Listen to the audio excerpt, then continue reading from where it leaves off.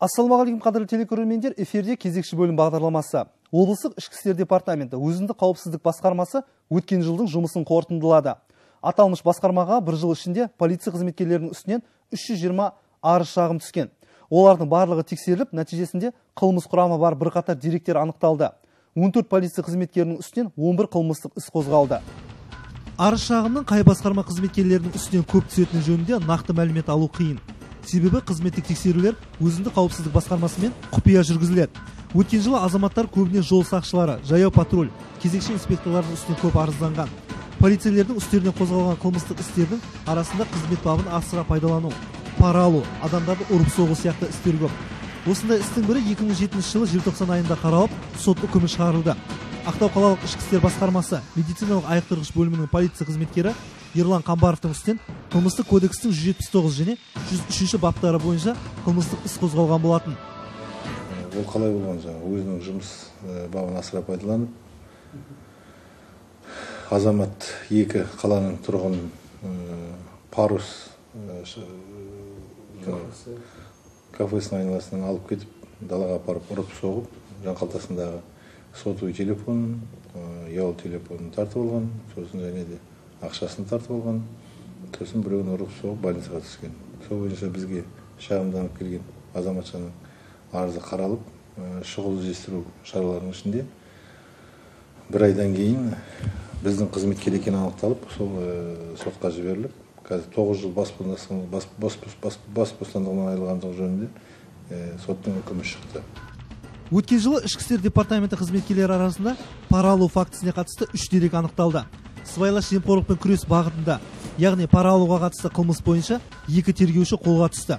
Бірінші арыз қалалық ішкі істер басқармасы тергеу бөлімінің тергеушісі қала тұрғынының бірінен баласының үстіне қозғалған қылмыстық істі одан әрі жалғастырмауға уәде беріп, 400 ақш долларын сұраған. Өзіндік қауіпсіздік басқармасына арыз түскеннен кейін әлгі тергеуші аталмыш сомамен пара алу кезінде қолға түсті.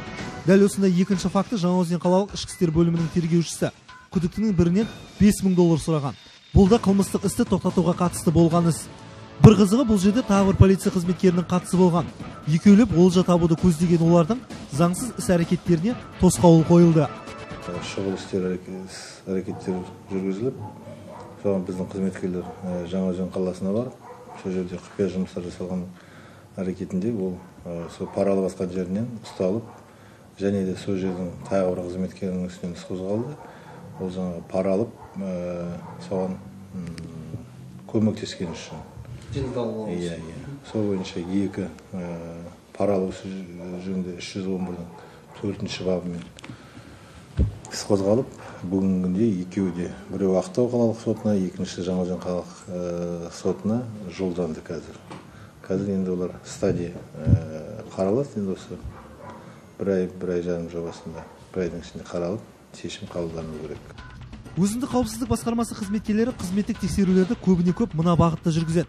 Тәртіп сақшылары арасында қылмысты есептен жасыру, арыз шағымды есепке алу кітабына тіркемеу, қылмысқа қатысы бар деген күдікті азаматтарды тергеушінің кабинетінде 3 сағаттан артық ұстау, адамдарға күш көрсетіп, ұрып соғу әрекеттерді анықтау, жаяу патруль, жол полиция қызметкерлерінің де жұмысын қадағалайды. Өткен жылдың қорытындысы бойынша ішкі істер органында қызмет етуге лайық емес деген шешімге сәйкес 5 полиция қызметкері жұмыстан босатылған.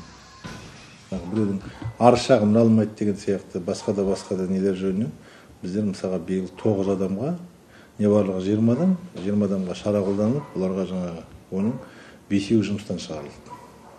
Шеттетілді жұмыстан. Оны біздер жаңағы тәртіптік комиссия деген бар, тәртіптік комиссияда қарап, сондай тұжырымға келіп, сондықтан бұларға жаңағы ішкі істер органдарында қызметке жүруге болмайды деген неменен шешім шығарылып, соның комиссия бар. Сол член комиссиялар сондай шешім алып, сондай адамдар жұмыстан босатылды. Адам құқығы заңмен қорғалады. Егерде сіздің конституциялық құқығыңыз полиция қызметкері бұзған жағдайда, өзіндік қауіпсіздік басқармасына арыздануға құқылысыз. Келіп түскен арыз шағым қараусыз қалмайды, міндетті түрде тексеріледі. Егерде полиция қызметкерінің кінәсі бар екенін дәлелденіп жатса, ол заң алдында жауап береді деп сөзін аяқтаған Амангелді Досаханов, біз халықпен жұмыс жасауға қашанда дайынбыз деді. Ал біз осылайша хабарымыздың кезекті санын аяқтаймыз. Ел аман, жұрт тыныш болсын.